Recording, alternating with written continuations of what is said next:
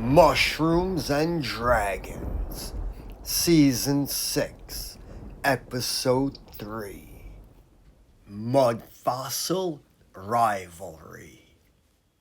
In this episode, Immanuel Velikovsky is the master, and MudFossil University and Mushrooms and Dragons are the students competing to see who is Velikovsky's #1 student.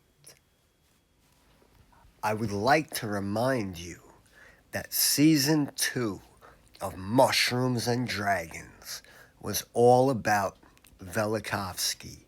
9 episodes. Some years back, I was searching for Velikovsky videos on YouTube, and I came across MudFossil University, and that changed my life forever. Immanuel Velikovsky. In his books, he made claims that planet Earth had multiple interactions with other planets. The first time this happened, it was planet Saturn, causing the Great Flood. The second time it happened was planet Mercury, when it destroyed the Tower of Babel. The third time it happened was when Jupiter destroyed Sodom and Gomorrah. The fourth time it happened was when Jupiter gave birth to planet Venus, and it knocked Earth off of its axis during the Exodus. The fifth time it happened was when Venus collided with planet Mars during the Trojan War.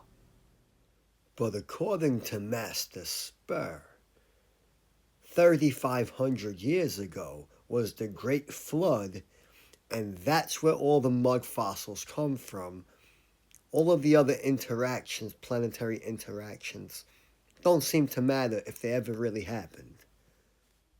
According to Immanuel Velikovsky, the Great Flood is believed to have happened roughly 10,000 to 12,000 years ago, between 8 and 10,000 BCE, and the myths often connect the flood with a celestial event or the fall of the primordial god known as Saturn, Kronos, Enlil, and many more.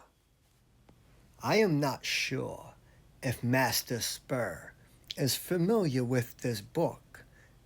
In the beginning, I am going to use it as a reference.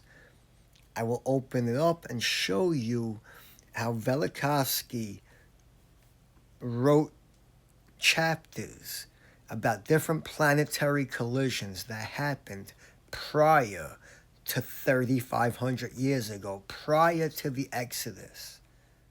In the Beginning by Immanuel Velikovsky. Part 1 are about the early ages. Part 2 is about the planet Saturn and the Great Flood. Part 3 is about the planet Mercury and the confusion of languages and memory. Part 4 is about the planet Jupiter and his thunderbolt. So am I going to listen to Master Spur or Master Velikovsky? I'm going to choose Velikovsky. Master Spur, the Great Flood was not 3,500 years ago. Do you really think that there were no leviathans or behemoths or dragons in 10,000 BC? Your mud fossils might be older than you think, Master Spur. Not everything is 3,500 years old. So even I make mistakes, and I kind of forgot that there are more than 5 planetary collisions. He actually wrote about 6 of them and said that there was probably more than 6. So listen to this. Yes, Velikovsky did propose that planetary catastrophes occurred during the time of Jacob and Joshua.